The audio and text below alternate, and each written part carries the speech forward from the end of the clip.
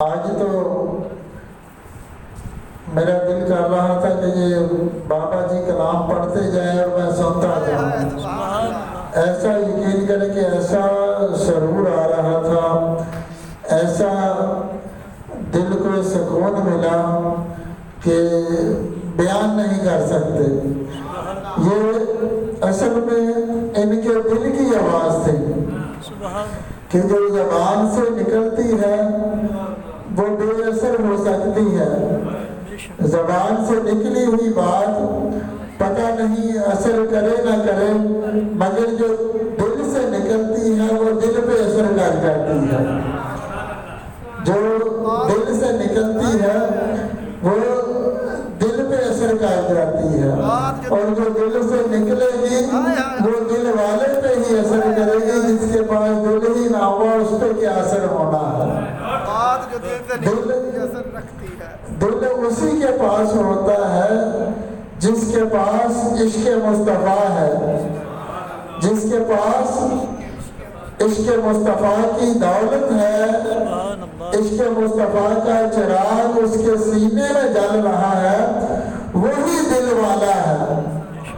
اسی کے سینے میں دل ہے، وہی اس بات کو محسوس کر سکتا ہے، سمجھ سکتا ہے کہ جو سامنے عاشق ہے وہ کیا بول رہا ہے، جو سامنے عاشق ہے کیا سنا رہا ہے، جو سامنے عاشق ہے وہ ہمیں کیا بتا رہا ہے.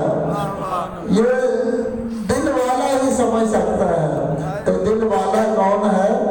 جس کے پاس عشق مصطفیٰ کی دولت ہے، جس کی زبان پر درود و سلام کے ترانے اور نذرانے جاری ہیں، وہ دل والا ہے.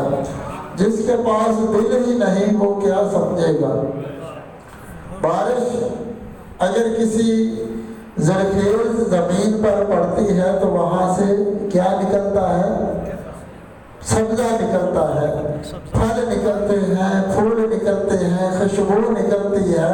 تو اگر وہی بارش ایک ہی ہے، اگر وہی بارش کسی چٹیل میدان پر، کسی سخت پتھر پر پڑتی ہے تو وہاں سے کیا نکلتا ہے؟ کچھ بھی نہیں نکلتا. وہی بارش اگر کسی روڑی کوڑے کے ڈھیر پر پڑتی ہے وہاں سے بدبو نکلتی ہے. وہی بارش اگر کسی زرخیز زمین پر پڑتی ہے تو سبزہ، پھل اور پھول نکلتے ہیں. وہی بارش اگر روڑی اور کوڑے پر پڑتی ہے تو وہاں سے بدبو نکلتی ہے. یہ سمجھے کہ یہ بارش برسا رہے تھے، یہ سامنے زرخیز زمین بیٹھی ہوئی تھی. یہ سامنے زرخیز زمین تھی دلوں کی، جن پر یہ عشق مصطفیٰ کی بارش برس رہی تھی اور سبحان اللہ کی ہائے ہائے واہ واہ کی صدائیں لگ رہی تھی. یہ سمجھے کہ آپ دل والے ہیں، آپ کے سینوں میں دل ہے، اور اس دل میں ایک خوبصورت نگینا ہے، عشق مصطفیٰ کا چراغ جل رہا ہے. انہوں نے تیلی لگائی اور وہ چراغ روشن ہو گیا. اور سب سے بڑی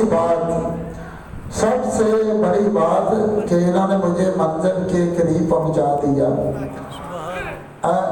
حقیقت تو رب جانے کہ یہ کیا سلوک کریں گے، وہ کیا دیں گے، ہم کیا لیں گے. نبی جانے خدا جانے، گدا جانے، نبی جانے گدا جانے. میں نے ایک بار یہ اس میں لکھا ہے واقعہ، یہ دور تو نہیں ایسی باتیں کرنے کا.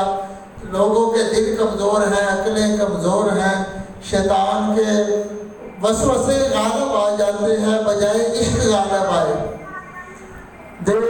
ایک بار میں نے خواب میں دیکھا یہ تحفہ ارشاد، جب درود و سلام کی پہلی کتاب میں نے لکھی یہ تحفہ ارشاد، تو کچھ عرصے بعد میں نے خواب میں دیکھا کہ آقا علیہ السلام جلوہ گر ہے.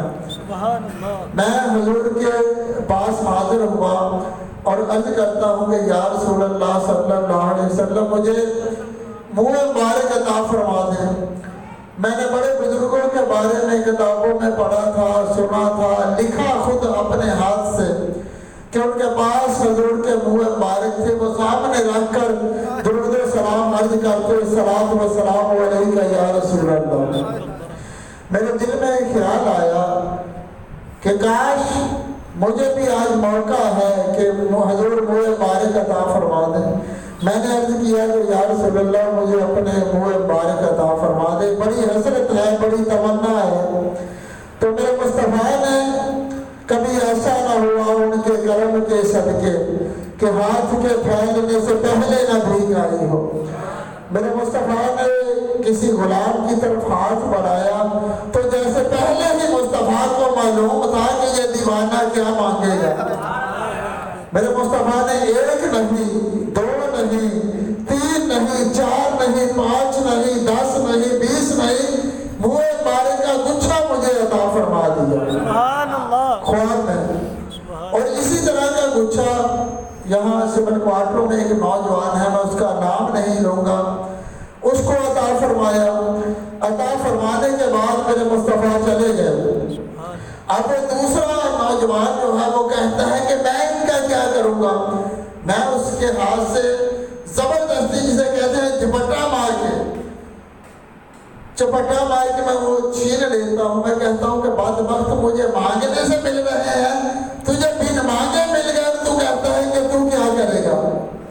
अब उसका असर क्या हुआ ख्वाब का कि वो दर बदर की ठोकरें खा रहा है।